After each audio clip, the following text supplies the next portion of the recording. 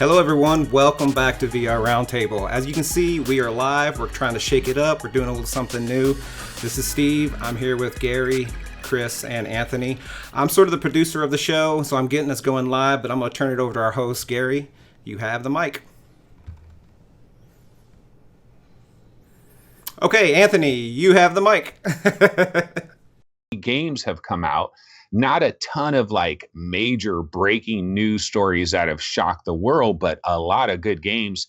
I've said it many times. I kind of feel like it's Christmas in July, or at least very, very late July, early August. And so we definitely have a lot of games to get into. But why don't I go around the panel here and let's see what people have been doing over this break. So I'll kick it over to Chris first. Chris, it's been like a month. What is going on? Sure, yeah. I guess people couldn't hear you for a split second there, so I don't know what they missed. I had, Windows. Windows changed a lot over the last 30 days since we did this. Yeah, of course, Windows updates and then everything breaks. Always happens to me too. I've just, I've been hanging out. I've been doing a lot of summer stuff, hanging out with my girlfriend a bunch. I haven't really played too much VR this month, which I thought I would, but the show kind of got me to do VR more than I usually do, but I always really get into like a few games, like really hardcore. So I started to play Blaze Rush with my friend who has an Oculus Rift, and we've been playing that like multiple times a week, multiple days a week, and just keep battling each other back and forth on that. So that's been really fun. It's been really nice. Like really just been hanging out, not doing too much, but it's good to be back. All right. Well, why don't I kick it over to Steve? Steve, I know you've been doing a lot of traveling. You are the globe trotter, bouncing all over the place on a lot of airplanes, a lot of overseas flights. Tell us a little bit about that. Yeah, so, one of the reasons we took this break between vacations and such was I had some work scheduled over in Ireland. And I went there last year, if long-time watchers of the show will maybe remember that. But while I was over there, I decided to do something a little special. I had the weekend down because I was over there across 2 weeks. And I hopped over to London and visited my buddy Gary. So it was the first time any of us got to meet up together. And he invited me into his home. I got to meet his family. And we shared a few beers, I don't even remember what they were. Something British, I guess. I'd never heard of it. No, it's Peroni. It's what I'm Oh, it was a Peroni. I've got some left over. Okay, I didn't recognize the bottle. But no, we had a great time. We kept it pretty low key. All we did was just kind of lounge out and chat, and almost should have set up a microphone to the side, and we would have had an impromptu episode of VR Roundtable, or at least with the two of us. So it was good. We had some fish and chips too. And I got to check out his office. So it was always nice seeing, I've seen it for the last 2 years as we record the show over his webcam feed, but to actually be there, it almost felt a little bit like visiting, a landmark or something that you see in the movies and stuff all the time. The next day I went to Stonehenge, and I'd say it was almost as cool as seeing Gary's office. Wow. Almost. Yeah, it was really, really good that you came over, actually. I enjoyed it. It was really weird, I've got to say, because when you asked me, you came over here, and as we were going over to my office at the bottom of my garden, you were saying, did you ever think that a member of VR Roundtable would ever come over and visit you? And I said, never in my wildest dreams would that ever happen or even cross my mind. So it was fantastic you could visit while you're over here, and we had a great time. It was just really, like you say, low key. We just had a real good discussion about VR. Really, it would, like you say, we could record it and just put it out as an episode, I think. Yeah. All right. Well, so Gary, what about you? Besides the meeting with Steve, the historical meeting there, anything else you've been doing over this like month or so of downtime? No, well, I went on holiday. We went to Tenerife with my family for a week, so that was great. Really had a good time with that. VR wise, it's been pretty much because I took the Oculus Go when I went on holiday, so I've played a little bit of Oculus Go, not too much actually, not as much as I thought I would. But then I've been playing Skyrim. I'm playing some of these games that we don't often get the chance to really spend a lot of time with, and really enjoying my time with Skyrim still. I think it's still one of my favourite VR games ever, not without its problems. But other than that, just going into some older games and then a few of the newer ones that we're going to talk about in this show. So, yeah, that's pretty much it, really. Just had a nice, good, relaxing time. Yeah, it's really nice when you do get a break from this. I call it like being a civilian again. You can return to civilian life. And it's curious how, like, if you don't have to cover this or that for this upcoming show or whatever, you can just look at your back catalog and you could be like, oh man, I haven't played that game in forever. Let me fire that up again. And that's what a lot of us did. In fact, I noticed Steve actually, I would see because like Steve would go into different games on Steam and it would pop up on my screen and he'd be playing like Fallout 4 VR or Playing a Skyrim lot of VR or Fallout something 4. like that. Yeah. And so that's when you go back to like your real bread and butter games. But we got a lot of great games in July, and we're going to be talking about those in just a second here. We're going to cover a couple of little news stories before we get to that. We are going to be game heavy, so we do want to get to that soon. But first, let's get into a brief little topic. We wanted to talk for a second about VR Roundtable in general, this show in general, because I will fully admit that during our little break here, we were kind of wondering, what are we going to do with this show? Where are we going to go with this show? Are we going to keep doing it weekly? Are we going to ease up on it? What's the thought process there? And we've kind of come to a consensus that basically we're going to try to still bring this show every Sunday, basically. And we'll probably try to be live, I guess, at this time, 9 a.m. every Sunday. But we are going to reserve the right to not do a show if we're not feeling it, basically, is kind of the thought process. And why don't I go roundtable, or let me kick it back over to Gary. Gary, what are your thoughts on this? Because I'm sure during this month off, you may have considered like staying off and not coming back, but you don't want to do that. But what's your thoughts? No, I don't want to do that, and it's good just to have a bit of a break. And I think now we've had a little bit of recuperation from doing the show every week, because honestly, sometimes it is a little bit of pressure. You feel like you have to play all the latest stuff, and you have to talk about it, and you have to research everything in order to provide your own opinions on it every week. So it's good just to have a few weeks break, and I think I speak for all of us when we say that we don't want to stop doing this in the foreseeable future at all. But if there's a little bit less pressure where, on a quiet news week or something like that, where there's not really enough to talk about every single week, then maybe we'll just take a week off. I don't expect that will happen very often. I think more often it will be a weekly show, and we'll stick to that. But if we're not here one week for whatever reason, then, don't worry about it. We'll be back the following week. Yeah, Steve, anything to say about all this? Not too much other than what you guys covered. Basically, we are, we do this out of just being pure fans of VR, right? Like this isn't a career for us. We all have our jobs or we go to school. We got our own projects going on, and this is what we do for fun. So we want to be cognizant of that and keep doing it. We've been doing it for 2 years. We've been very repeatable. We've been very consistent. I think the only weeks we ever missed was around the Christmas New Year's transition, and we may not always kind of meet that anymore. But when there's good stuff to talk about, we're going to be here and keep talking about it. We may not force a show, because there would be a lot of times we have a slow week or a slow couple weeks, and we would just force a show just to kind of throw stuff up there, and we don't want to keep doing that. We want to try to strike a better balance so that we can keep this train rolling for several more years. All right, Chris, anything to say at all, or just go with the flow? I'll go with the flow. No, I totally agree with everybody. It was really cool having that break to find out I don't really play the big games that I thought I would play. It was really weird. I ended up playing all these little mini game things. I guess that's the kind of gamer I am. So I kind of found that out about myself, I guess. But yeah, no, definitely agree with what you guys all said. We'll be doing mostly weekly with some skipping if there's no news to talk about, which I think makes perfect sense. Yeah. And, it's like one of the reasons we went to 3 members and then 4 members is also to give us the opportunity where if somebody needs to take a weekend off, they can. And that's what we've kind of done. So, we'll continue to do that. So I guess 9 a.m. on Sunday, live shows is what we're 9 a.m. Pacific time, which is noon Eastern. And then what is it? 5 Gary? p.m. over in the UK. Okay. Yeah. 5 p.m. UK time.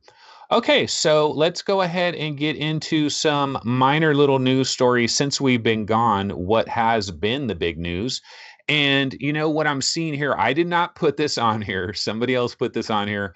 Magic Leap, yay, my favorite subject. Not exactly, but yeah. So Magic Leap, you guys know I've been a Magic Leap fanboy to a degree since the beginning, really, and just excited about what could happen with this company. But we always knew that there would be a point in time the rubber would meet the road and we would find out what the hell is the field of view on this thing. We've been wondering for months. Magic Leap has been doing these little live Twitch stream shows, Magic Leap Live, and people in chat, what is the field of view? What is the field of view? What is the field of view? And they just completely ignored it.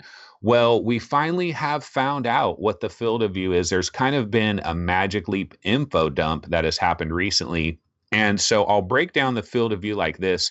We're talking about a 40 degrees vertical, right? And then 30 degrees horizontal. Is that how it is? No, I think it's the other way around, isn't it? It's 40-degree horizontal, 30-degree vertical. Yeah, that's right. That's right.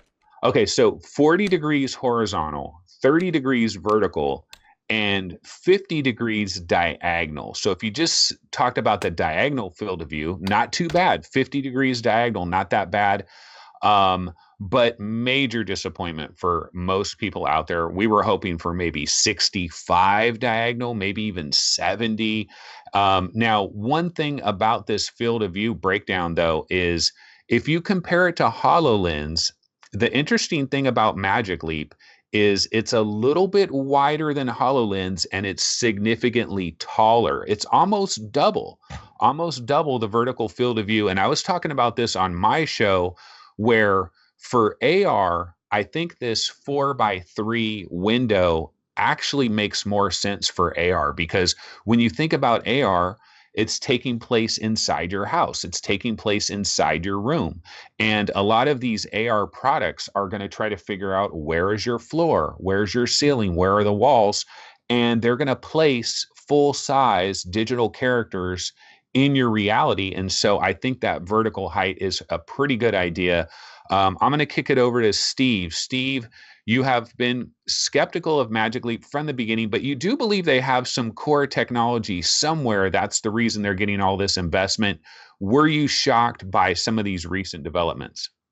No, honestly, so like when this thing was coming out and a lot of people were talking about it, I didn't know that they had a demo scheduled or whatever this was supposed to be. And my initial thoughts was this was just another one of those sort of developer focused things that I didn't necessarily take this as a sort of Apple keynote, Steve Jobs on stage saying, here's the iPad, here's Magic Leap.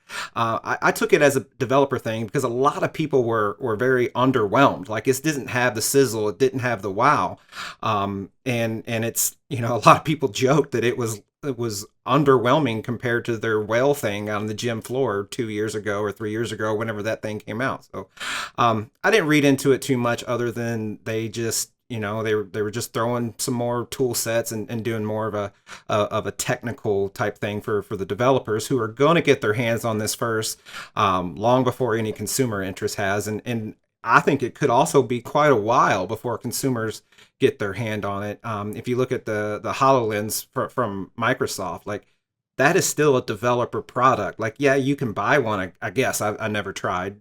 Not interested, but there's not much to do with it. This is totally a developer thing. So I think Magic Leap, this demo, it's all sort of in the same boat. I remain skeptical of the company. I don't know how they are going to wow people. The technology is just not there, and we always kind of keep circling around to the same points. And the points are: do they have this big magic gizmo that all of the rich princes of Saudi Arabia, whoever the hell is giving them all this money, like, do they have this big thing that is totally amazing? I believe that they have something because of all the money, but I don't know if it's going to be anything that we are able to get our grubby mitts on for a really long ass time. Okay, Chris, I'm going to send it over to you for a second, but let me ask you this, Chris. God, now I completely forgot what I was going to ask you. That's no problem. No, but one of the things I know that you've noticed is Magic Leap is always hiring like crazy. Have you applied for a job there?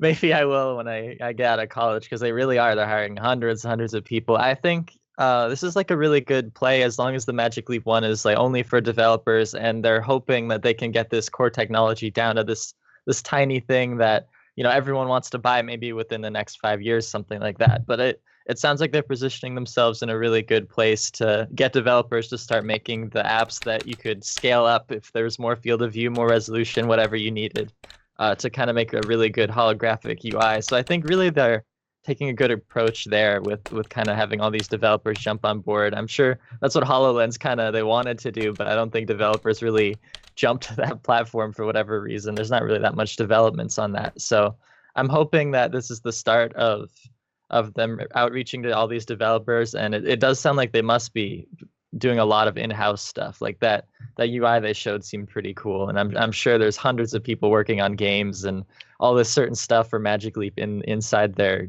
giant plantation that they have. So I'm okay, I excited to see what remembered, happens. Chris. I remembered what I was going to ask. Okay, so one of the news stories we did get from Magic Leap, and I forgot to mention this, is they signed a deal with AT&T where later this year, there are 5 select AT&T stores around the United States are actually going to have demos of Magic Leap. San Francisco, Los Angeles, Boston, Atlanta, and Chicago, I believe. I think it's 5 different cities.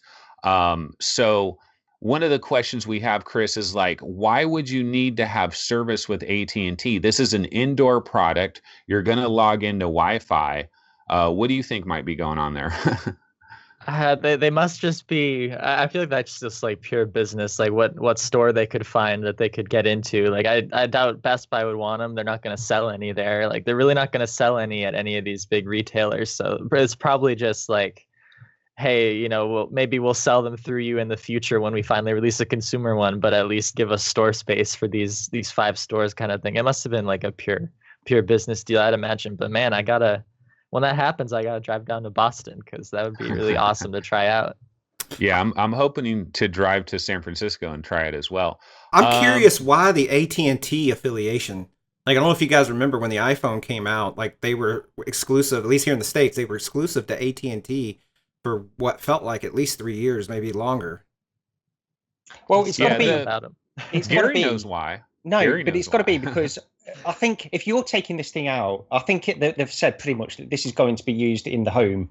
But I think if you do decide to take this out, it needs context. It needs to have regular updates from the internet in order to get any kind of context of where it actually is. It needs positioning and this kind of stuff in order to make sense of the world. And this is the thing that we've heard about numerous times. It's like it's not necessarily the display technology within these devices, which is the hard part. That's hard enough. But the real hard part is to get world context of where this device is and all of these other things around it. That's the real tough part, and that's the thing that these are working on, as well as really showing reasonable amount of display technology. But I wanted to mention this field of view thing because I wonder, you see these things with the when like Shaquille O'Neal was wearing them, and they look like they restrict the amount of field of view naturally anyway. So I wonder if this is really going to be like a huge problem with these particular Magic Leap 1 glasses, because if your field of view is already restricted by that significant amount anyway, then this 40 degrees might not be quite so noticeable. Maybe, I don't know. We'd have to try it to really find that out. So that's the first thing I wanted to say. But also okay, so I wanted to talk about like AR in general with all these companies. So very quickly, so we've got Magic Leap, we've got a lot of other companies that are interested in AR, but we've also got Apple. Now, Apple are doing, and Google as well. Now they're doing all of this AR stuff. It doesn't really appeal to me at the moment in what they're doing, because it's all phone based and you're looking at AR through the phone screen. It's not really that compelling to me, but they're laying a groundwork. And I think this is the important point. Should we be looking towards Magic Leap, who have a reasonable amount of display technology at their disposal, presumably, and that's what's got all this investment, or should we be looking towards some of these other companies that have far more resources? And I think, honestly, Apple are going about this in the right way. I'm not an Apple fanboy, I promise you I'm not, But I think they're going about it in the right way. They're laying the groundwork. They're putting this AR thing down in a very sort of strategic way. They're getting developers on board. And then eventually, when they do bring out actual glasses, that might be the product which we've all been waiting for. Magic Leap, by all accounts, what they're doing is good for the moment. And honestly, I think they're releasing this product because they have to release a product, and they probably have got some technology in the background that they're working on. But to me, I think, you know, we shouldn't just put all our eggs in one basket. I don't think Magic Leap are necessarily the company that will bring AR to the masses. Well, you Yeah. know what's interesting? Real quick, one thing there was this survey that was done. I forget the name. I think it's XRDC. It's the same people that do GDC. They're having a conference called XRDC, I believe, in San Francisco at like the Westin Hotel or something, or I might be mixing this up, but I know it's coming up relatively soon. And they polled 650 AR, MR, VR people about where is their next exclusive going to land. And HTC Vive was number one. Oculus Rift was number two. Number three was other. So there's going to, because Magic Leap was on the list. Magic Leap was on the list with like 2.48%. PlayStation VR was there at like 7.5%, which was really disappointing. Apple AR Kit was like 9%. The Google's AR thing was like 8 or 9%. But there was this 12% other. So yeah, what you're speaking to here is there are other shoes that are going to drop. One of the good things about Magic Leap and them actually releasing a product is it does kind of give a kick in the pants to everybody else, especially Microsoft. They're not going to just watch this idly and just say, okay, Magic Leap, you can have all of this beachfront property. I mean, HoloLens has already been there, but we know HoloLens 2.0 is going to be coming. So the good news is once this really gets going, hopefully it'll kind of get this ball rolling, because we've been hearing about this AR stuff for years. We don't really have a legit AR product. Like even HoloLens isn't a legit AR product because none of us can buy it. It's $3,000. You know, Steve, did you want to say something else? I was going to say a couple of people in chat, James Davis, Chris Cox, Paradise Decay, they're all just kind of saying that AR, none of this stuff is wowing them. And I think it goes to say where the technology is, and the whole point, you know, that we're discussing this Magic Leap video is that this is all has a lot of potential, but right now it's not wowing anybody. There's no sizzle. There's no one's overly impressed or even moderately impressed, and we just got to ride this out and see what it becomes. Yeah, I mean the crazy thing is, if you look at like an Apple AR Core video, the tracking is completely solid just using a single camera. Like if there's a video of that, you don't see any jitter or anything. But in that like Dodge demo video, like the perception of it, I don't know if it looks like that in person, but just based on the recording, the tracking is a little bit jittery with like the holograms and stuff. So I feel like, you know, as like a general person looking at the technology, you'd say, wow, Apple can do more with one camera than Magic Leap is doing with all these sensors. It seems a little off compared to Magic Leap's older videos, you know, where there's the tracking is more spot on. Yeah, it does, and the tracking is the big thing that stuck out to me as well, Chris. But on this, what we've got to remember is, you know, what Magic Leap are trying to do is much harder than what Apple are currently trying to do, because they're syncing the video with the AR. So what Magic Leap are doing, they're trying to sync real life with the updated AR, you know, the NPC or whatever. So it's much harder to do that without any latency or anything like that. But I will say, you know, I was very slightly disappointed in these videos with Magic Leap that the tracking wasn't rock solid, because that's sort of what you think these people must have been working on for all this time. It's got to be rock solid in order for it to be believable. It's got to be rock solid. And I know it's not an easy problem to solve, but that was just one thing that stuck out to me that was a little bit disappointing. Can I read a tweet of Aroni Abovit's tweet? This was on July 30th. And I think he says, spatial computing with our digital light field signal is sufficiently different from anything most people have ever experienced. I'm really looking forward to post-launch and a public community sharing real use versus speculating. So Roni is saying, look, all of you guys can speculate all you want, but until you get this thing on your head and actually look through it, you really don't know what you're talking about. And I kind of agree with this. Another thing that he said previously is he said, how do you advertise television on the radio? It's hard to advertise television on the radio. We know that Magic Leap 1 is going to be launching very, very, very soon. And the reason we know this is Roni tweeted out that press has been invited to Magic Leap. They've had press there. Press has tried out all their stuff.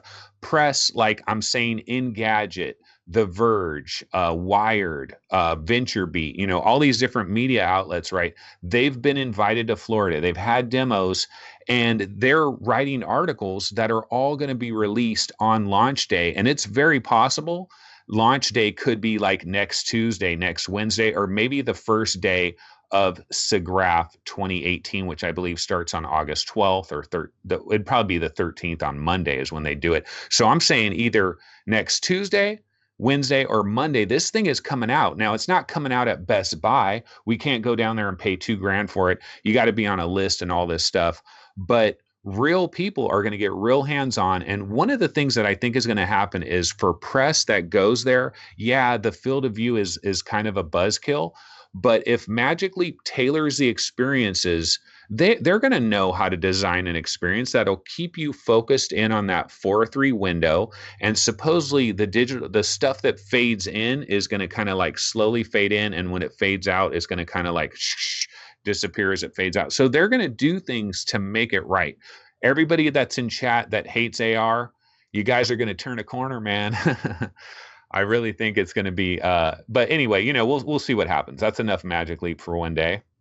Okay, so I actually cannot see chat right now. So did anybody want to like highlight some of what people are in chat are saying real quick before we move on to the next story?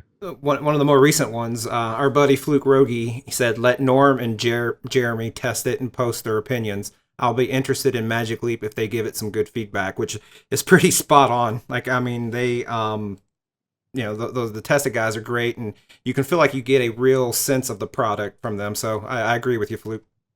There's sorry, just on that point, because Will who used to be at Tested, he started his own VR company. Will Smith, not the Will Smith, obviously, but he was on the Giant Bombcast last week, and he was talking. They outright said, because they got onto Magic Leap for whatever reason, and they said, if you tried Magic Leap, and he said, I can't say. So obviously, he's tried it. But yeah, so I would be surprised if the Tested people have not been offered the chance to try it at least, but they're just not able to talk about it or even mention the fact that they've tried it. Well, all this press, see, launch day, like whenever launch day is, like if it's this Tuesday, I always think Tuesday is the best day to do something. But if it's this Tuesday, then what will happen is we're going to wake up on Tuesday. The Verge is going to have a huge story on it. Engadget's going to have a huge story on it, and then hopefully Tested I forgot about the Tested guys. Hopefully they went out there and they'll have a nice produced video. And that's the thing about the Tested guys is they don't bullshit. They have no loyalty to anything, and they ask the hard questions, and they're real about it, and they give their real opinions on it. And so that I really hope Tested is there and they get a look at it. That would be great. Okay, yeah. So I guess we're ready to go ahead and move on beyond Magic Leap. One other little story we have on here is Pico. So I believe it's Pico International. They have a new headset that has been released. It's the Pico Neo G2 or Pico Neo Goblin 2. It's a little bit confusing here, but basically what this headset is doing is it's kind of competing with like the Vive Focus as another one of these headsets where it's going to have 6 degrees of freedom for the actual headset itself.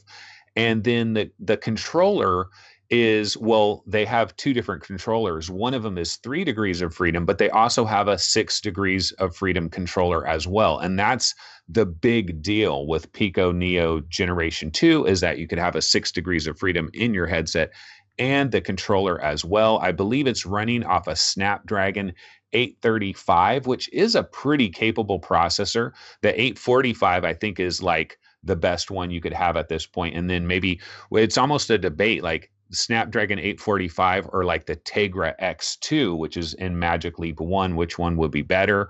But yeah, so we have this Pico story. It's interesting. I know that Gary is a fan of all these headsets. He wants to collect them all, kind of like Pokemon. Gary, what is your thoughts catch 'em on all. Pico Neo?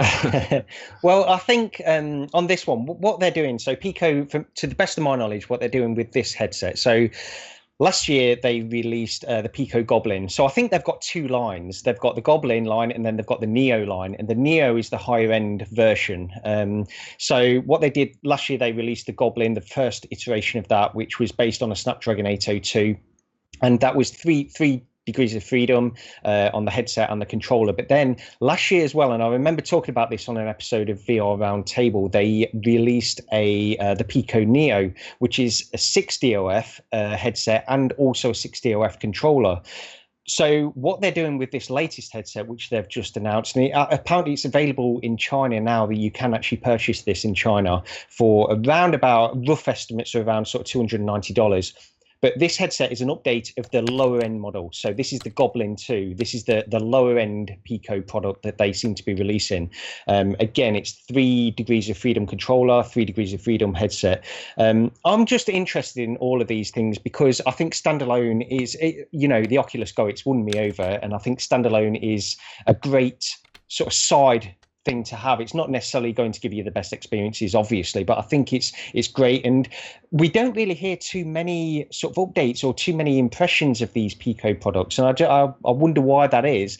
It might be the fact that I believe they originally relied on their own store. Now, with this one, you can sort of go into Viveport and get Vive-based products from this as well. So it seems like a reasonable product. I don't know if this is going to catch on or if too many people are going to get it, but I think it's worth mentioning anyway. Hey, you know what? Since we're on this topic, I don't know if you guys like Chris, Steve, Gary have been watching like the Oculus subreddit recently, but there's been a lot of talk on the Oculus subreddit about Santa Cruz and the price of Santa Cruz. And Oculus Connect 5 is not that far away, right? It's like late September, I believe. And we're probably going to find out some real serious information about Santa Cruz. It may be a 2019 product. It might have an official name that we find out about. They might say spring 2019. They may even give us a price. I doubt it. But everybody on the Oculus subreddit is debating the price. And it's amazing when I go in there and I read the comments of people, the price they're expecting. I think they're in for a very rude awakening. Chris, I know you're really into this type of stuff, and you are our Oculus fanboy of the moment. So we'll ask you, as someone that is an expert in this field, an absolute expert, what is your opinion on the price of Santa Cruz? Like, where do you think it's going to come in? Hashtag no pressure. Hashtag no pressure. I know it's a really hard thing to market, right? Because you got the general people who think, wow, the Rift is $300. That sounds reasonable. Even if they don't have a gaming computer, they're like, well, that's the VR part. I can pretend the computer's a different cost. And then you have the Oculus Go, which is like $200. It's $100 less. I feel like the only thing that would make sense is if it was like $500 on the high end and then $400. If they wanted this to be a mass market product, it'd have to be like $499 or something like that. So, but I don't think that's really possible with the technology they want to put in it. So it's kind of like a hard thing to do because you're gonna have people arguing like that over the Rift or all this stuff. I feel like it's gonna be really like a hard thing to market because people are gonna see the Oculus Go and they're gonna be like, why wouldn't I just get that? So, my guess is $499 would be really aggressive if they did it that way. But if it's anything like the Rift launch, they could, do $699, $599, and then lower it over time like they did with the Rift originally. Because I know all of us would buy one probably, even if it's expensive, just because it's kind of the new cool thing. So. Yeah, Steve, I saw a lot of people in this one thread. It was on the Oculus subreddit, and a lot of people are like, "Oh, it should be 300. Oculus Go is 200. This should be 300. Do people realize what they're talking about here? This is a standalone headset with all the technology. It's got a battery. It's got a CPU, a GPU. It's got inside-out tracking. It's got two 6 degrees of freedom controller. There's no way in hell this thing is $300. If it's $499, we're lucky. And my thought is $599. But what say you, Steve? This is going to be one of those very rare occasions where I agree with you. So, woohoo! I think $599 is a decent bet. I do not think this is going to be a cheap device. There's a lot going on with it, and we got chat saying anywhere from $399 to $599 themselves. So I haven't seen anyone come in higher than $599. Well, there goes the Rex Terra. He's saying $799 maybe. Oh no, he's talking about the Vive Pro. So like at the end of the day, the device has a lot going on. I think it's going to be an impressive device. What I think it will boil down to, and Gary, we talked about this on the unrecorded episode of VR Roundtable live from your living room, was we need this product to have meatier games. It can't be Oculus Go with 6 DOF. It has to extend past the type of content that we're getting on Oculus Go and get a little bit closer to the content that we're playing on our Vives and Rifts and Windows MR units. So I don't know that it's going to do that. That's asking a lot of a standalone chipset. So I remain very skeptical about the product as a whole there. So we'll see, I guess. Well, just on that point, Steve, because there was a post on the Oculus subreddit as well yesterday or earlier today, and somebody was saying people need to understand that the Santa Cruz is not going to have Rift titles. It's going to be an Oculus Go with 6 degrees of freedom. And, I can't really argue with that. It could potentially be that. I just wonder whether it will be that. I think that then, because they're speaking as if they've got authority, but I don't know if they actually do, because there needs to be a difference between the Oculus Go.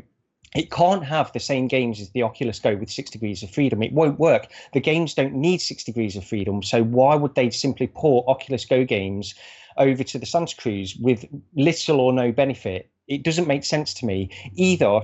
To my mind, it needs to be its own. It needs its own software specifically designed for the Santa Cruz, which again I don't think will happen. Or it needs very dumbed down, very simple versions of Rift titles.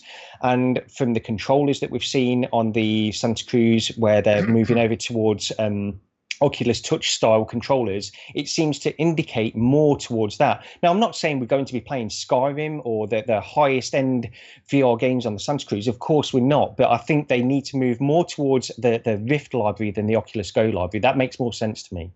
Yeah, I don't think they're going to bring actual Go games and give it a 6 DOF controller. I guess when I said talking about Go games, I mean more about sort of the fidelity of a Go game, a more simplified, very stylized, cartoony games, and getting away from the higher visual fidelity and processing requirements of something like, you say, Skyrim or even something like Brookhaven. Even I don't know that it'll get that far.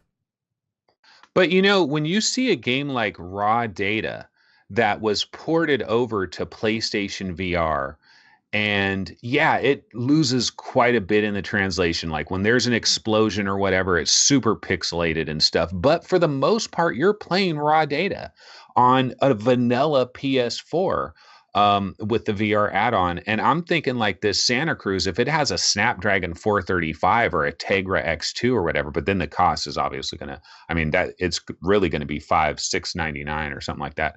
But I think what they want to do is they want to get almost to like a base level vanilla PSVR experience in a standalone headset with the controllers and everything. I think they can do that. But let's go ahead and move on. That's a great discussion, but let's move on because we got a million games to get into. But before we get to the games, Steve has joined the master race. And I'm not talking about just PC master race. I'm talking about the wireless master race. He has cut the umbilical cord and he has achieved freedom. Steve, what is it like in heaven? It's awesome. 72 virgins, free alcohol.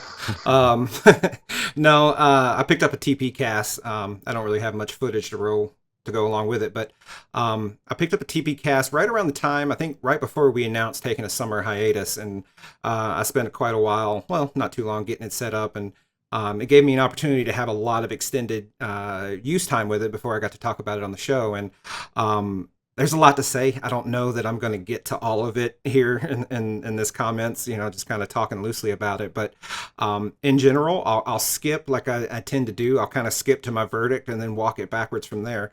I think it is not a consumer ready product. I think a lot of people will struggle to get it set up, to get it well tuned.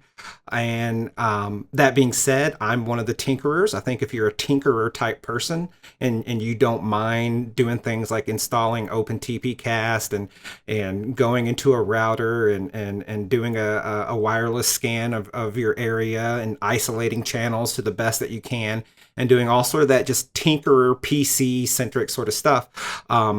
I think it works. Like my TPCast, my experience, I wouldn't go without it. I have it. I'm not going back. It has improved VR for me. But the product just feels really hacked on. And I got to learn a little bit about it going to the Open TPCast Discord server. And the guys there, there's a couple guys actually that I think seem to be doing the bulk of the work. Don't quote me on it, but they've basically said that all a TPCast is cobbled together off the shelf parts that someone at TPCast has kind of arranged and configured to make this happen. And the way it works, and if you haven't studied it closely, I was actually surprised when I got my unit and really realized what it was doing. But basically, you have it's two wireless networks, and I always thought it was just a single wireless network. But you have the 60 gigahertz band that is doing the HDMI cable. If you almost think about it, you plug your Rift or your Vive, you plug a USB cable in and an HDMI cable in. Well, the 60 gigahertz, which is the transmitter you install, and then the receiver you put on top of your head, that handles everything that the HDMI cable handles, which is video and audio. Then the battery pack has its own transmitter, and that talks to the router that they stick in in the box. And that is typical wireless 5 gigahertz, just like everyone gets their internet in their house. And that handles the USB link. So you've got these two sort of parallel wireless networks together, and that gives it that cobbled together sense. I did a couple other things. I put a second network card in my computer that I had laying around, and I isolated their router because I wasn't going to put their router in my system. I have gigabit fiber internet, and their router can't handle all that. So long story short, it kind of just it doesn't feel good, and I don't trust that a lot of relatively tech savvy consumers, and we're not talking about the infamous Joe Walmart here. I'm talking about people that know how to install software and set up a PC. I don't know that all of them will be comfortable and be able to get the TPCast as tuned as I have it, because it's just not a consumer ready device. That said, I love it and I'm keeping it. So it's sort of is it six one half dozen the other, I guess. Hey, Steve, one quick question. So, like games that you've played, is there one particular game? And have you played Unseen Diplomacy yet? But the other question is there any particular game that you've played that is like, wow, this is a game changer now that I have wireless? Nothing in particular. Like, so it's more of an across the board improvement, right? Like, I played Beat Saber. I played a lot of Fallout. One of the first games I played was Racket NX. And you've probably heard people that talk about it. They say, well, you have to sort of retrain your brain a little bit to, the phantom cable is still there somewhat. And I think that's true. And I'm getting more and more comfortable where, just spinning around and knowing that cable isn't there. So no, I meant to go in and actually try Unseen Diplomacy because I knew you were going to ask me that question, honestly. And it completely slipped my mind. So I think it's a great product. And got a couple people in the chat. Mr. Minister James Bergen says, Steve, does it make you have a hard time playing PSVR now if you love the wireless so much? Would imagine that this would become an issue. I have to go a little further before I know that will be before it would be an issue. I have played my PSVR. We're going to talk about a game later that I played exclusively on PSVR since having the TPCast. I will say I haven't played something standing that requires motion a lot on PSVR, so we'll kind of see where that fits in. Actually, when I get that exposure, but everything I've played PlayStation VR since getting wireless on my Rift has been more of the seated variety.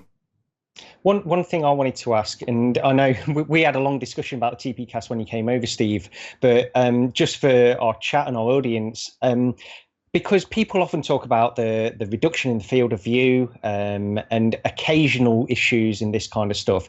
I know when we were talking about this, that wasn't a major issue for you. What do you think? Did you just want to explain about that?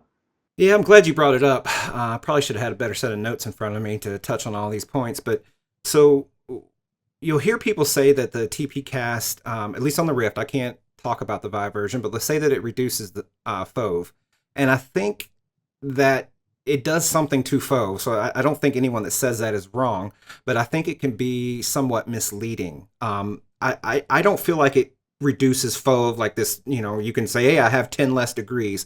What it does do is change the shape of the outer edge of the horizontal FOV. If you think of the general lens shape, it's curved, and for those listening on the audio podcast, I'm making a gesture. It's curved, sort of like almost like a set of binoculars or something. And the FOV flattens out a little bit. I think technically you might lose a little bit of information, but it's not. I don't know that it's a reduction of FOV, and I don't. You would have to have a test apparatus that where you could go back and forth between the TPcast. And have zero positional movement of the headset to really confirm this. But I don't feel like it's a reduction of FOV, but rather a change of the side shape of the FOV. It sort of cuts in a little instead of being rounded. And I think that gives people a little bit of that feeling.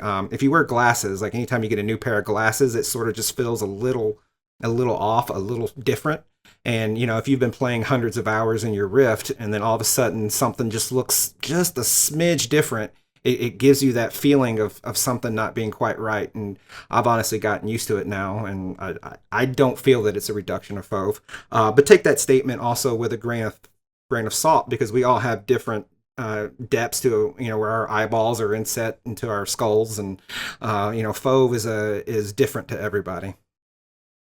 Final question: go ahead. Is it worth the price? Would you recommend it for people who have the money and to buy it or not? If you have the money, then yeah, I recommend it. I mean, like if you're not gonna fret over the $300 and something, yeah, like if that's comfortable for you, I think the bigger qualifier is if you are someone who likes to tinker and get it set up. And I've had to tinker since getting it. I initially got it set up real good, and then I went on my trip to Europe, and when I came back, a couple days ago, it looks like someone next door got a different wireless router, so their channel shifted, and I had to go in and reshift my channels to kind of keep it separated. So you got to babysit it a little bit. It's very minor. I was able to get it up and going in about 4 minutes, but it was still something. Like it's just one more thing in the PC. If you think of comparing a PC against a console, it's just one more layer of crap you got to deal with on a PC. And if you're okay with that, then I think it works good. So what's interesting? I mean, we're spending all this time talking about the TPcast because obviously Steve got his hands on one, but at the same time, in like a month or whatever, the HTC Vive wireless adapter, the official wireless adapter, comes out.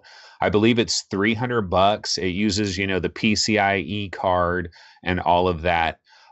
Gary, as somebody that doesn't have a Vive right now, and we always thought, we all sold our Vives thinking we were going to grab another Steam VR headset. The arrival of this Intel, well, it's basically Intel, right? The wireless Vive adapter. Does this tempt you at all to think about going to the UK version of eBay or whatever and looking for a used Vive and grabbing one of these wireless adapters? What about you, Steve, as a guy, first Gary, but Steve, as a guy that just got the TPcast, any interest in that?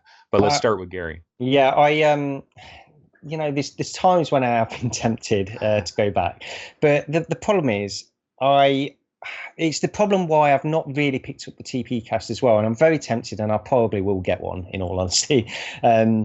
But the fundamental problem with this wireless stuff is the fact that I want it built into the next generation of headsets, and this is the thing that's stopping me from purchasing it. And it's sort of irrational in some ways, because I can still get a fair amount of use from this for many months. Probably it's going to be probably another year at least before we even see the first, if then, we see the first generation of headsets which will come with wireless included.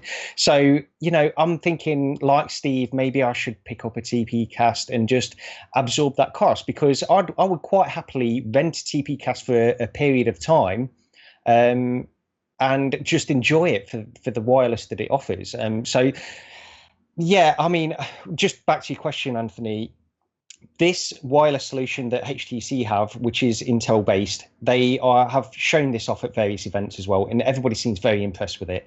So this seems like a great way. If you do have a HTC Vive or a Vive Pro, then honestly, I think if I was in that position, I probably would pick one of these up. And I am sort of tempted in some ways. I don't know which path to go down, and it's the constant thing, isn't it? You've got a little bit of money that you've set aside for VR headsets or VR products, and you think, which way should I go? Should I get the TPCast or should I hold off and wait for the next thing? And that's sort of where I am at the moment. And Steve will tell you when he came over, he's pretty much certain that I'm going to get a TPCast. So after talking to me, so yeah, I could tell you'd already kind of gone down that hole. Right? You've already rationalized it. You've done all of that into things that we do when we're about to buy a new toy. I think it's typical human psychology there. To your question though, Anthony, if I had a Vive, I would get the Vive unit, I think, over the TPCast unit. Based on Tested, again, to bring up Norm and Jeremy, they do such a thorough job, but Tested had a very good video on the Vive wireless unit. It's a couple months old now, so I don't know if any of those details have changed or will change, but basically, when I talked about the two wireless loops, the Vive unit is going to do it all over the 60 gigahertz bandwidth. So right out of the gate, you probably have a more consumer front-facing ready product. I think it'll feel far more polished than the TPCast, and performance may be better in less than ideal conditions. I think the TPCast performs essentially, if you get it dialed in, almost as good as a cable. Like, I can't tell. I don't see video compression. I don't see digital blocks. And I know the Vive wireless unit will also perform really well. But I think the Vive unit will perform better in the less than ideal situations. It'll, people that live maybe in a flat in New York City that have, 60 wireless networks, all around them, kind of cut down on that congestion that you have to deal with on the TPCast. So my money would go there if I were choosing sight unseen, not having actually tried the product. Hey guys, wait, we got breaking news. Sebastian from MRTV, Mixed Reality TV. He is in chat, and he says that wireless is going to be built into the Odyssey 2 that will be shown at IFA in Berlin, which is like later this month of August, right? Or whatever. Because I remember back when we saw like the Samsung high resolution screens and all that, and we heard it was going to be shown somewhere in August or whatever. Well, now we're in August. That was months ago. How awesome would that be? Gary, here is another wrench in your plans. Odyssey 2, wireless built in. You got to go down that road. But yeah, MRTV is in the house. And Noah _A_S, Mr. Magic Leap is also in chat as well. So I'm just checking chat now. I've moved my window over. I can now see chat. Paradise Decay is also in the building as well. Paradise, one of the hardest working guys in the YouTube game, to be sure. But you know what? We've got a million games to talk about, folks. It is July. I mean, it is Christmas in July. I know July's over, but man, we got a lot of games in July. Why don't we start it off with Seeking Dawn, which is a little bit of an older game. So, Steve, if you got the trailer for Seeking Dawn or whatever, you can go ahead and throw that on. And so Seeking Dawn, we didn't get a key for this game. We bought this game with our own hard-earned money, $39.99, big-time game.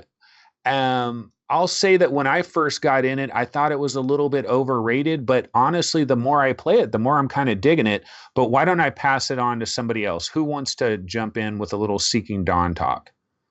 Gary, maybe? I can talk about it. Not I've everybody played at various. once. No, no. I thought it's a bit of a problem. Look, the problem I have with this is that I think it looks great, and I think I sort of enjoyed that first sort of 10 minutes with it. Okay, now you go out onto this planet and you are seeing all of these enemies, and it's taking you through all the little tutorial that you have to do. And I'm a big fan of sci-fi, so of course, this really appealed to me, this game.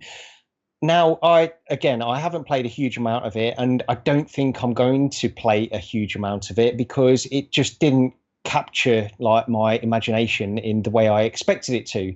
You see these screenshots and you see these videos of it, and it looks like one of my sort of ideal games, this sci-fi world that you can go out and explore. But it's really not that. You're going through a very linear path for the most part, at least from the point that I've played, and you're doing these various upgrades. And you're shooting enemies, and that's it. You're going from one section to the next section, and you're shooting enemies. This shouldn't really be a huge surprise for me, but honestly, the screenshots and the videos that you watch just make it look so much more and so much more engaging than it actually is. And I didn't get into the individual little systems with it, so I didn't actually put this on the list for me to talk about because I didn't spend enough time with it, and it didn't capture my imagination, like I say, really. So it was a little bit disappointing overall. But I'll pass it over to somebody else who's maybe got a little bit more of an impression on it. Steve, any thoughts? I didn't like it. I similar to Gary, like on the face, looking at the trailer and everything, it looked like it would be a really good game. Like it looked like it had production out the wazoo. It has a sort of RPG light element, sort of a Borderlands with the taking down the HP of the enemy as you're shooting them. I was sort of high on this game based on the trailer. It looked good, but when I got in there, like just out of the gate, something felt off. I played for about an hour, and I'll say this, I played Subnautica, I played all the games that cause motion sickness, and I think I have my lead stomach and my VR legs, and I felt a little woozy with this one. It was almost like the locomotion was decoupled a little bit from the world, or that it had this kind of peculiar curve to it. Something was off, and I actually didn't feel good playing this game. But setting that aside, maybe that's just a sort of a one-off fluke. The game. Sorry, Steve. Just to quickly mention on that point before you move on, because I agree exactly with what you were saying there. There was something wrong with. For me, I felt like it was going into like 3 degrees of freedom, sort of like split-second moments where your lateral movement of your head didn't make any sense in the world, and it was only for very split seconds, but it made it really, really weird, and I don't know why that would be. But I just wanted to sort of back you up on that. It did sort of affect me as well. Good. I'm glad it wasn't just me. And other than that, if we want to talk about the game, I don't know. Something wasn't good. Like, I'm supposed to like this. I complain and moan about all of the indie feeling titles that lack the polish, that lack the substance. And this is a game that gives me what I'm asking for. And it just, I don't know, something wasn't good. I will say that I felt the inventory and the controls were a little clunky. Of course, I'm playing it on the Rift since I no longer have a Vive. And it just... every time I wanted to do something, I felt like there were 3 clicks and a few swipes and tap yourself on the head while doing the hokey pokey just to get to use some health or eat a burger or whatever. It was complicated. But those alien burgers were awesome. There's an alien burger that's upside down. Yeah. So, but you know what? The menus, the one thing I do like about this game, like, see, when I first got into it, I was like, this is kind of a dud. But then it was like, the more I played it, I'm like, oh, this actually isn't that much of a dud. Maybe I need to give this game another chance. But one of the things I do like about it with the menus, like, you would hit the certain menu and boom, it would pop up and you could just grab your gun, or you could grab the alien burger, or you could grab the water that you need to drink. And it just, to me, it seemed like the menus worked really good. That was one thing I liked about it, but, barely scratched the surface. But we don't need to give this much time to Seeking Dawn. Chris, I don't think you played it, right? No. Okay. Okay. So let's go ahead and move on to some of these other big ones. And, why don't we just go into which is probably one of all of our favorites. And this is Pixel Ripped 1989. It came out on July 31st. This is on PSVR, it's on Vive, it's on Rift, probably Windows Mixed Reality as well. And I could rave about this game for quite some time, but let me go ahead and kick it over to Gary. Let's see what Gary has to say. Yeah, I loved it. I think the general consensus from everybody that has tried this, and actually I listened to a lot of opinions on this game before I did try it, and I knew that it was going to be something that appealed to me. We've spoken numerous times. I like retro gaming. I like the nostalgia of it and that kind of stuff. So I knew this game was going to appeal to me, but I wasn't really expecting the level of imagination that I got from this game. This game, to me, feels like somebody, the developer of this game, who is of all immersive experiences, they started off with a very simple concept and then just ran with it. And this is really what it is. So for anybody that doesn't know, I'm sure most people that are watching this are aware of it. You play this young girl who's in school, and she's playing on a portable gaming device, similar like a Game Boy kind of device. But while you're doing this, you're in various locations. So in the first level, you're in a classroom, and while you're playing your game, you're playing through a level like a kind of Mario or Sonic crossover kind of game. But while you're doing that, the teacher is constantly trying to stop you from playing that game. So you have to use these other things, these distractions. And it's this multitasking. And a few VR games have done this, where you have to distract this teacher in real life while you continue to play through these levels. And that's the game. You know, sometimes I feel like with these games that ask you to do multitasking, like Shooty Fruity, for example, where you're having to do various things while also shoot this fruit, they stress me out. But in this case, it was very, very well done. It's not too much pressure, and you can continue to play the game. But what happens is you play through, and I've only played, I think I played the first level, well, say halfway through the second level as well. And what happens is various things will happen. So you start off, you're in a classroom, you're playing this Game Boy game, and you have to do these distractions. But then as you progress through, different things will happen. And you have to, like at the boss fight at the end of the first level, everything will expand, and you'll realize that this isn't just what you expected originally, because the gaming world will expand into real life, and you'll see sort of this overlay of these levels. This boss fight is overlaid within real life, and you still control it in the same way, and you have to do this boss fight, and it's just quite an original thing to do. It just struck me that they're trying to push the boat out at every step. Just when you think you've seen everything, they push the boat out a little bit more and add something extra into this game that you weren't expecting. And that's what really impressed me more than anything. The game plays great, and it's very difficult. I mean, I'm struggling a little bit on the second level, but I think I will continue to play this. This is one of the games where I can see myself really setting aside a fair amount of time to play it through to completion. Really good. Hey, Chris, I know, like, I'm very curious on your thoughts, because see, all of us, we went through, the old school days, and we played these old 8-bit games back in the days. You probably didn't. I mean, maybe you came to them later and played some of the retro stuff later, but what is it like for you? Because this is really playing off that retro nostalgia. One of my concerns when I first played Pixel Ripped is like it is almost too much retro, because you're really playing this Game Boy game for an extended period. So go ahead, give us your thoughts, Chris. Yeah, I mean, it was really interesting because I didn't grow up with that. Like the first gaming console I had was the Game Boy Advanced SP, the clamshell one. So it was just like so cool for me personally to see like, how the graphics got better. Like you'd collect pixels and the graphics would kind of get better on the little handheld Game Boy. I thought that was a really cool mechanic that they had in there. And the intro was really cool because I was like in this room, I'm like, what's going on? And then I'm like, wait, I'm in that house. And then I look over here and like the dragon and the evil guy or whatever, he's like in the real world. I'm like, whoa. And then suddenly I'm in school. I really liked it. I feel like not everyone in my generation would like this too much, to be honest, but I haven't really played too much nostalgic games or like got any of that nostalgic vibes. So it was cool to be able to see what gaming kind of used to be like. And it felt so like real playing it on that Game Boy. Like I felt like that was a completely real thing. The way it worked with the touch controllers, this is always like centered between them, so you can still kind of lean around it as if you're holding it, which I thought was a really nice touch. It just shows me, like, I knew this was true before, but like this just really proves how hard old games are, because this was so challenging for me. Like the controls were hard. You gotta do this run jump thing with like, I like had to roll my thumb to jump and run at the same time. I was like, wow, that's so hard. But I kept dying. But I think that's how all old games were. So it was really cool. I definitely want to play this more and set aside more time to it.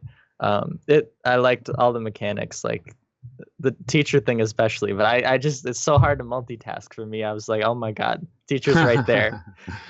See us old guys, we know how to hold our hand over our finger over the run button and also being able to hit jump. That was Super Mario NES 1984, whatever it was. That was video gaming 101 back then.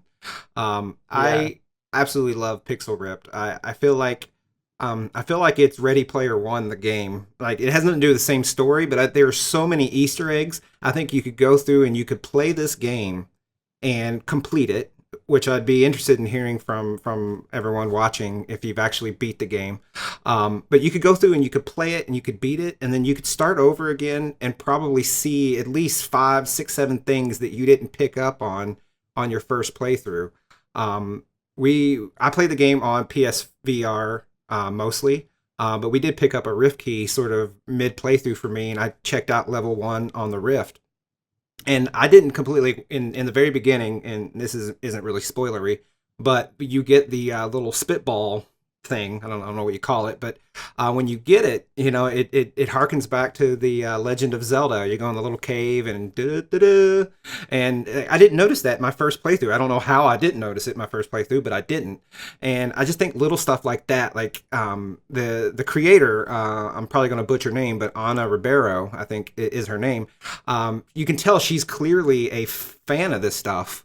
And played all this stuff back in the mid 80s, early 80s, and into the 90s. Anthony, I don't think that this game has a too much retro. I think some people won't get it all, so I think maybe someone like us would get a little more value and nostalgia out of the game. But my son, who is 8 years old, who doesn't know squat about any of this stuff, he still enjoyed the game. And one other final point I make before I pass it back to you is, I think this game shows you what AR could be like, in the sense of when you're playing, the little Game Boy, looks more like a portable Sega. I never had one, the Sega Gear or whatever it was, but Game Gear. Yeah. But when you're playing that and you're dealing with the teacher, but then when you sort of beat the level on the Game Boy thing, it pops out sort of into this AR type presentation, and then you got to navigate Dot, through the in-game environment. This is getting very sort of Inception-like, to talk about it, but I think that's what AR could feel like, and can be impressive in that way. So I think this is a better AR product right now than Magic Leap. Well, one thing I want to say about this is, like, we knew that Pixel Ripped 1989, we knew it was made by kind of this indie developer. And like, before getting it, you think, oh, this is an indie game. It's not going to have production values. It's not going to have polish. It's not going to have that spit shine. It's going to have jankiness. Honestly, when I'm playing this game, I feel like I'm playing like Konami or Capcom or somebody made this game. This does not feel like an indie game in any way, shape, or form to me. Everything, the production values, the music, there's no jank. Last night I was playing this on the Rift, and I actually decided to play it with an Xbox 360 controller, because one little problem I was having is, one time I was playing it with my touch, and I don't know if you guys ever experienced this, but like my tracking kind of went wonky, and like the thing was like going in and out, and it was kind of like weird and stuff. So I thought, well, let me try this again, just using a 360 controller and not actually having tracked hands. And I liked it a lot better with my 360 controller, because I could use the real D-pad, and I could do it claw style and hold down the run button and then hit jump. So I'm running super fast and then hitting jump, like I would play the old Mario games. And the clarity of it on the Rift still looks great on PSVR. I started it on PSVR. It looks great there. But the Rift, there's these little moments in Pixel Rift where the gear kid goes zzz, and it's like getting really big and it's like up in your face and they do all these sound effects and it's like, whoa, this is amazing. I'm telling you, man, they absolutely nailed it with this. Incredible. Pixel Rift 1989. Absolutely love it. Yep. We Amazing. got Yeah. Cthulhu Gamer who says he beat the game last night. I haven't noticed anyone else say they beat it. I beat it this morning. Before I had gone over to Europe, I'd gotten up to the final thing, and that final level, final challenge. I don't know what the hell you want to call it, but it's pretty tough. Like it gives me some of the Mario level 8-3 type kind of challenge to it. Fantastic. Yeah, if there's any downside about the game, I heard it's short because Hybrid Energy, I don't see him in our chat right now, but Hybrid Energy said he beat it in like an hour and a half. But I think it was like really like laser focused running through it as fast as possible. Yeah, I think I got really about 2.5 out of it. Did you beat it, Chris? Yeah. No, not close yet. But that's the thing is I miss all these seated games and like gamepad games. I'm glad there's finally one I can play that's new again. I don't know. So I'm gonna play it a lot. Just I like sitting down every once in a while. I don't want to be standing up throwing things or whatever. So well, you know what? Speaking of seated games, on the very same day, July 31st, we get Hellblade, Senua's Sacrifice. And people are ranting and raving about this game all over on all the various message boards and forums and all of that. In fact, Dr. Freeman, he is in chat and he says, let's hear about Hellblade. So yeah, let's talk a little bit about Hellblade. So this is Ninja Theory.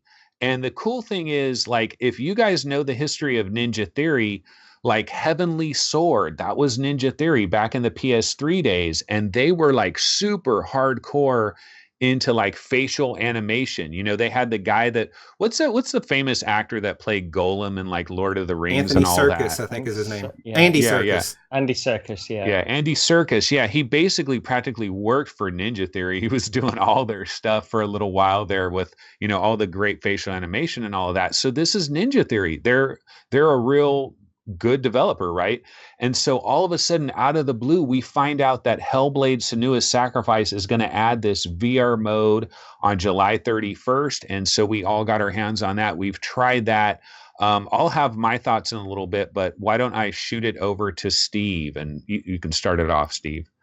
So I didn't get to play it until I missed all the hype, or I saw all the hype while I was on an airplane, and I was really wanting to play this game. If you followed VR Roundtable for any relative length of time, you know I am the resident gamepad seated fanboy. Like I love a good third person game in VR, and I get that that's very polarizing, and a lot of people have issues with that, but not me. And this one is right up my alley. It has the production values. The audio is it's too early to talk 2018 VR Roundtable into the year awards, but if we do one for audio, this one has to be in the running for as a finalist because the whispers with the binaural sound is really creepy. I love the setting. I love the game.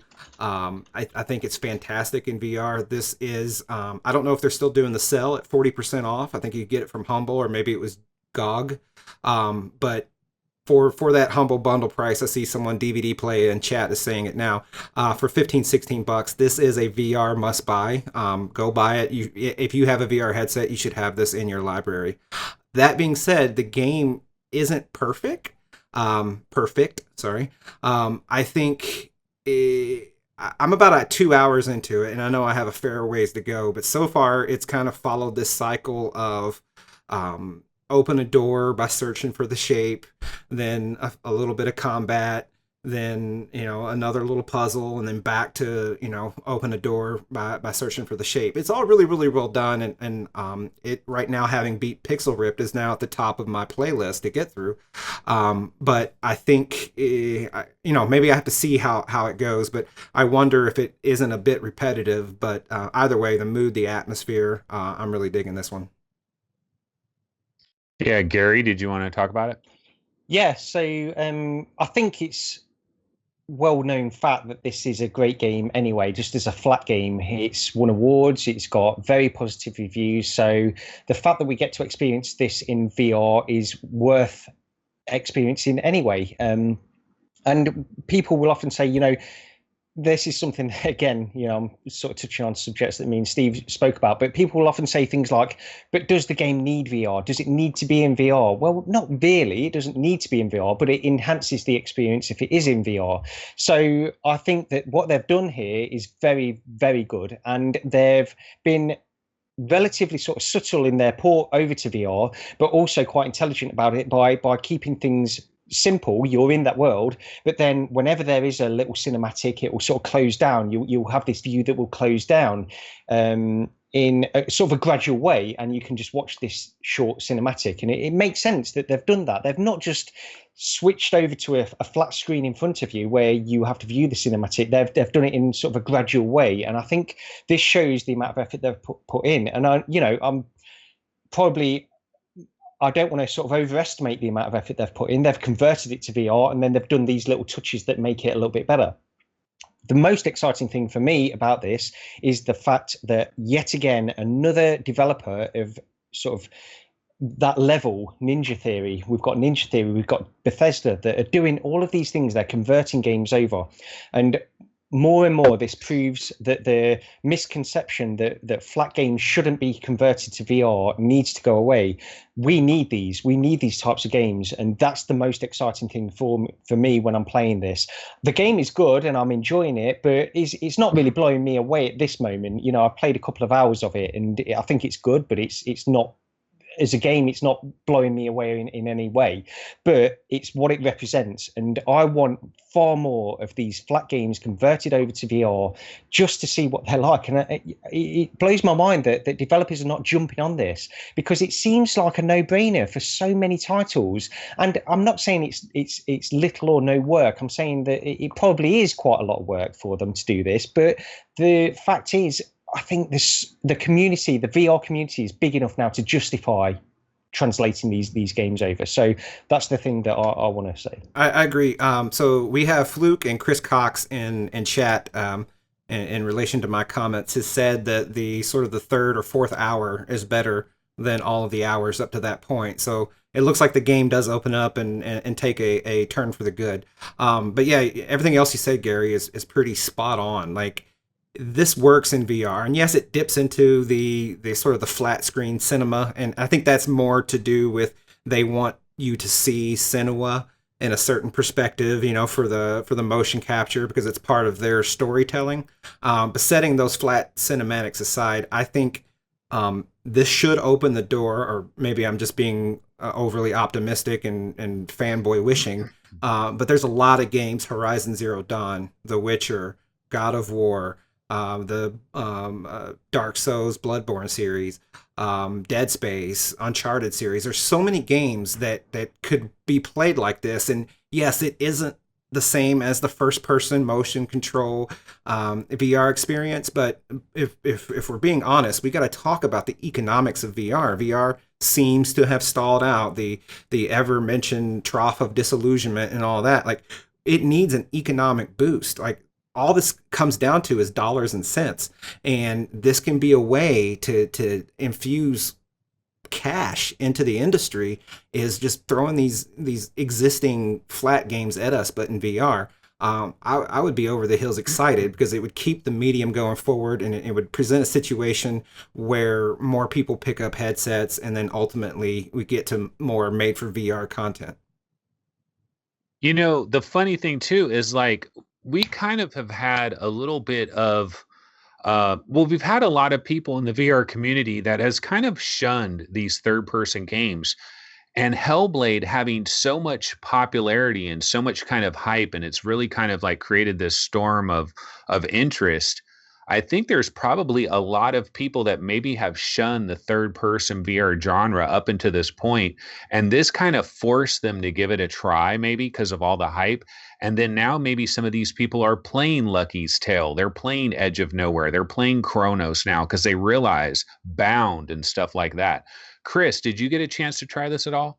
I No. haven't. It sucks because it sounds so awesome, and I love this kind of game. So I'm excited to try this, and it sounds definitely like a game I love. So Yeah, it is cool. It does, from what a number of people have said in chat, it is a bit of a slow starter, and I'm super early in it.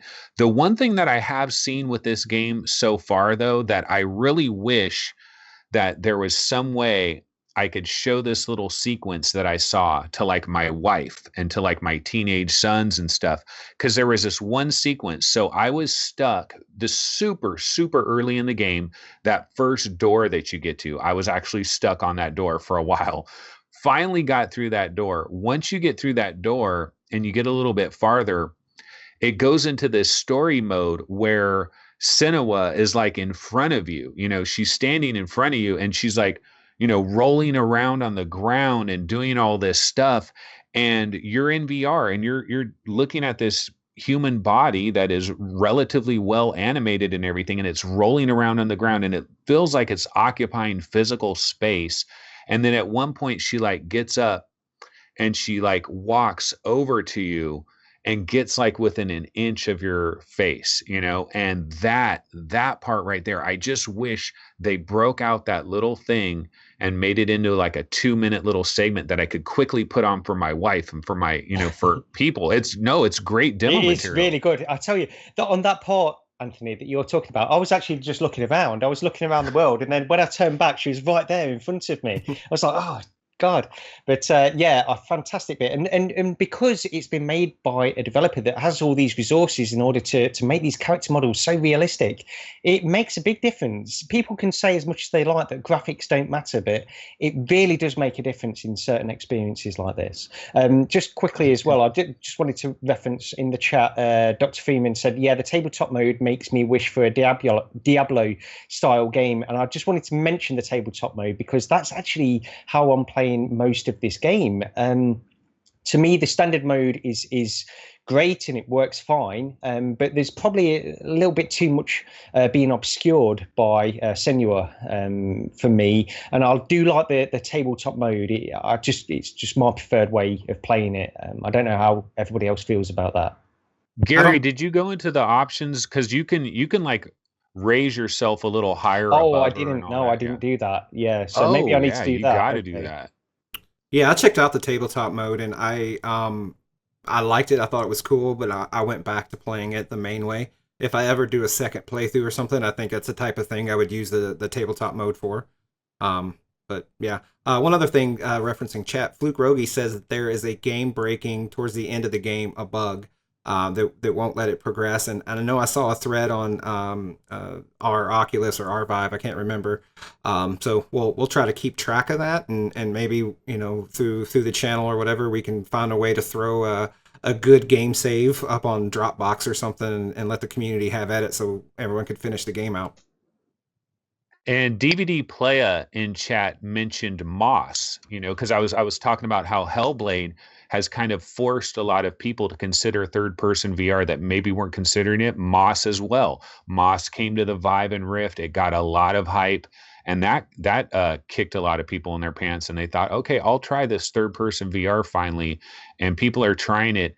And like, yeah, I mean, just going back to Hellblade, it's like, and Gary, you got to do this, because the very first time I played Hellblade, I actually had a problem with it. I didn't like it the first time I played it, because when I first got in there, I felt she was too close to me and I felt claustrophobic. Like I felt I need to back up a little bit. And I went into, you know, I'm doing this daily vlog live show and everybody was like, Anthony, this is a room scale game. Stand up, move your chair 2 feet back and sit back down. And I was like, what? Mind blown.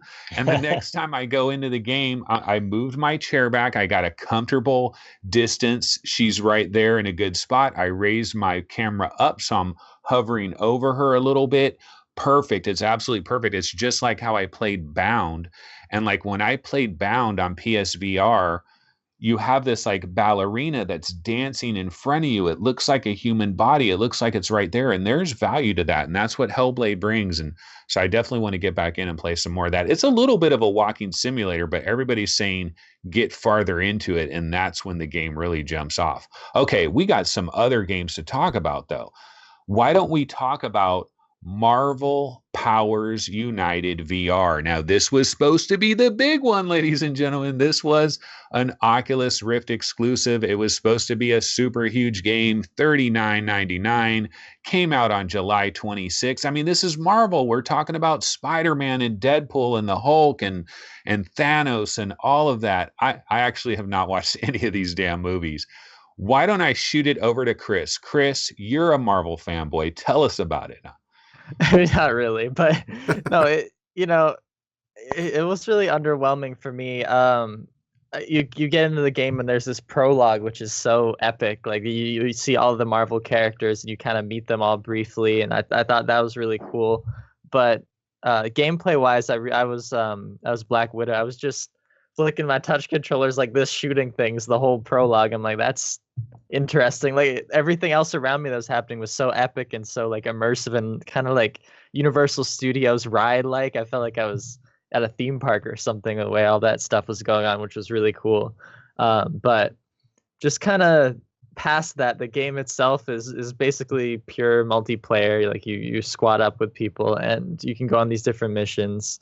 And it's, for me, it's just kind of a repetitive thing that I didn't really want to do. I wanted something more story based, or at least some sort of story other than kind of just feeding the same enemy over and over again. And I'm sure there's some variety with the missions a little bit, but personally, I just don't have the incentive to unlock all these characters. Like I don't care too much. The one thing that did impress me so much was the inverse kinematics of the hands. Like I thought it was honestly like, almost perfect. Like, I feel like every game should have that. So that right off the bat, I was like, wow, this is like the most accurate hands I've ever seen, which I thought was a nice touch. But I don't think it's worth the money personally. I don't think I'll be playing it unless I get some friends to play the missions with me. I don't really find it fun playing missions with strangers that I don't really know. So I don't know. You It can really kind of underwhelmed. play. I was just gonna say you can kind of play solo if you hold down the Y button, like right when you're starting. You can hold down the Y button, and then basically it's all AI with you. So That's you can do cool. I that. should try it like that. Yeah. Steve, what about you? You know, I'm gonna have two opinions on this. I'm not sure how that's possible, but I'm gonna do that anyway. On one hand, this game is good. It's got really good production value, and it's Marvel. You know, the business behind it. I talk about business and economics because I think that's very important for the very infantile or toddler state that VR is in. It's just getting started, and business matters. This can get a lot of attention. My kids, they like this game. A lot of people that don't know VR, that this is one of the first games they play, will enjoy this game. Us longtime enthusiasts that have been here from day one, there's nothing here to truly impress us, and that's the other opinion. For me, the game is kind of boring, and I don't think I'll be spending a lot of time with it. But I can take that and I can understand that that doesn't mean that the game shouldn't have been made and that it can't do good things for VR, that it can't bring in a crowd that currently isn't in VR. And I think that's hopefully what's going to happen.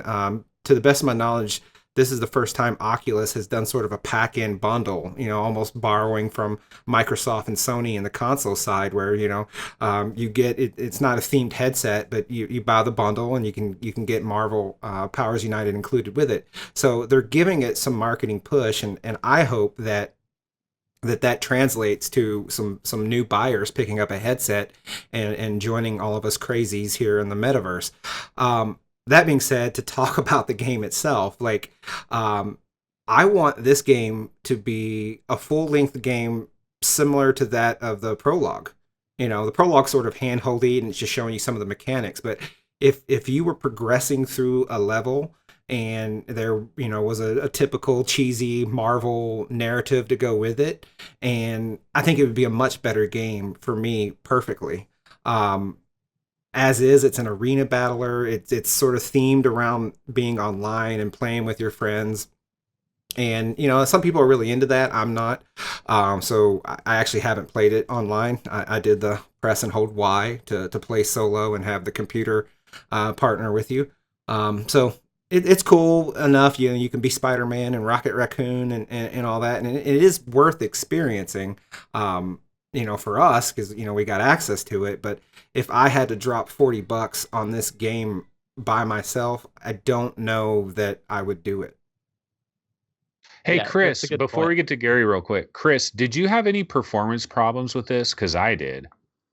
No, I didn't, which is good. Oh, That's weird that you did, because I mean your graphics card is just one tier lower than mine. But all my friends that I know that have VR have the bare minimum. They have 970s, so I feel like that's also a big thing because I feel like a lot of people, if they're gonna buy this, it should work well because they're probably gonna have if someone wants to get into VR, they probably want the cheapest possible thing they could get. But I agree with what Steve was saying, just that like I think this is going to make its money just in selling new headsets. Like even if the game sucks, people already have a Rift now. So like the game doesn't really suck, but I think if the prologue is like the first thing someone did in VR, they'd be like, this is insane. I got to buy everything else. So I think it definitely is good for the industry as a whole, just not a good game for us enthusiasts. Yeah. okay, Gary, go ahead. Well, from my point of view, I completely agree with what everybody else has said. I think it relies on the IP. It relies on the IP too much, which is not necessarily a bad thing because, like Steve said, it could bring people in that are Marvel fans and they might pick up the headset. And honestly, again, as Steve said, if this is the first experience that a Marvel fan gets in VR, then it will blow them away. It is that good. It really is that good. That prologue, especially, I think does a great job. But if you try to sort of cut it down and go to layers beneath what the game is offering on the surface, then it's very limited. That's the problem. It's just a very limited game. I played through the prologue. I thought it was great. And then my son wanted to play it as well. So he went into a multiplayer match. And after about 5 minutes, he was just sort of like, can we play something else? And so my kids didn't really have the same impression of it as yours did, Steve. So yeah, he didn't really get on with it for some reason. My son didn't really get on with it.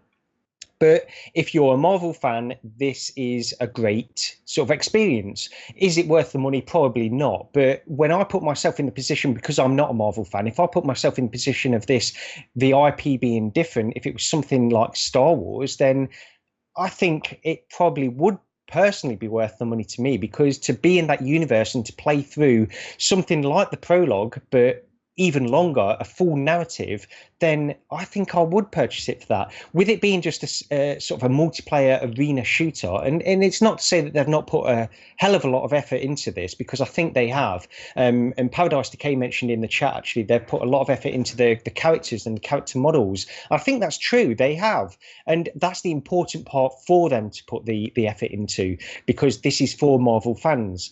So yeah, it's not a terrible game. It's just not really got any depth for me as somebody who doesn't like Marvel. It just doesn't really hold in too much water for me. So, it is what it is, but I think it's still overall a pretty good title for first time buyers of an Oculus Rift. Yeah, DVD Player in chat is saying he would buy the game for $20. And if it was $20, like if it was $19.99 to get Marvel Powers United VR, I would recommend it basically to everybody, even though I still don't think it's that great of a game, but it's got all this production value. It's colorful as can be. It's crystal clear. It looks really good. It sounds really good. But I think $20 is going to Marvel. The price is 40. I bet you 20 of that 40 is pretty much going to Marvel. Oculus is getting the other 20.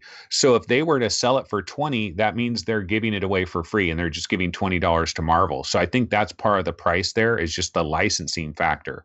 But the one thing I'll say is when I got into this game, looking at my Spider-Man arms, it just looks so damn good. It was so damn colorful. Spider-Man has always been my favorite comic book character back from when I was a little kid. And it's like, I'm looking at my Spider-Man hands and my Spider-Man arms. Now, Chris said the inverse kinematics is really good, and it's good for your hand and your forearm. But if you go like this, it's all, it's not right with your shoulder. Like this part doesn't work right. But from here, from your elbow to your hand, works great. It looks like Spider-Man. The other thing too is play as the Hulk. If you guys have never played as the Hulk, it's almost a different game when you're playing as the Hulk. I mean, you feel like you're this big, giant, muscular dude. And then when you're in the game, the scale is all different. All the other heroes are much smaller than you. You're grabbing these guys and slamming them together, and they're tiny, where when you're playing as Spider-Man, they're like full-size characters. So there's some good stuff here. The bottom line, though, is when you actually get into the real gameplay, it is monotonous as can be, man, because I was Spider-Man and I was in some kind of ice level, and I'm grabbing people with my webs and slamming them together. And like, okay, that was one wave. Okay, here's another wave. Here's another wave. I actually quit out of this game. I wasn't dead or anything, but I was like, I got to get out of here. I got to do something else. I quit out of the game before it was even over. That is not good. That is bad. Sanzaro Games, what's up? Okay, Steve, did you have anything to say? No, I mean, you guys covered it, and I already given my comments. I completed my match. So unlike you, I didn't bail on it, and leave my 3 CPU controlled Avengers hanging to deal with the evil guys all without me. So there's that. Okay, in other game talk, one game we haven't mentioned, and this is kind of Christmas in July, is The Persistence. And we're going to talk about that maybe next week, because Gary and Steve need to get some more time with it. Maybe, Chris doesn't have PSVR, so he won't get into that. I don't either at the moment. Oh, yeah, that's right. I forgot about that. Oh, yeah. Well, I'll get into that next time. Don't need to talk about it. So we might talk about that next week. Steve, did you have any other games you wanted to mention real quick here? There's a couple out there, but I think we can save some meat for the next show. Okay, yeah. We've been going for quite a bit. This has been 2 hours. Thanks to everybody that has shown up in chat. We'll probably include chat a lot more. This was, our first time. I actually had my window. I'll have to have it set up where I see chat, and then I can include chat a lot more. But yeah, that's basically going to do it for this episode of VR Roundtable. Of course, like always, we ask you to subscribe to the channel, like the videos. If you listen to this podcast on iTunes, we would love some iTunes reviews. That would really help us out in a major, major way. Also, to everybody that is in chat, later today, I will be doing a daily vlog live. That is over at the VR Game Rankings YouTube channel. That'll be 2:30 p.m. Pacific. So really late for all of you guys in the UK, 10:30, I believe, UK time. But you can check me out later on that.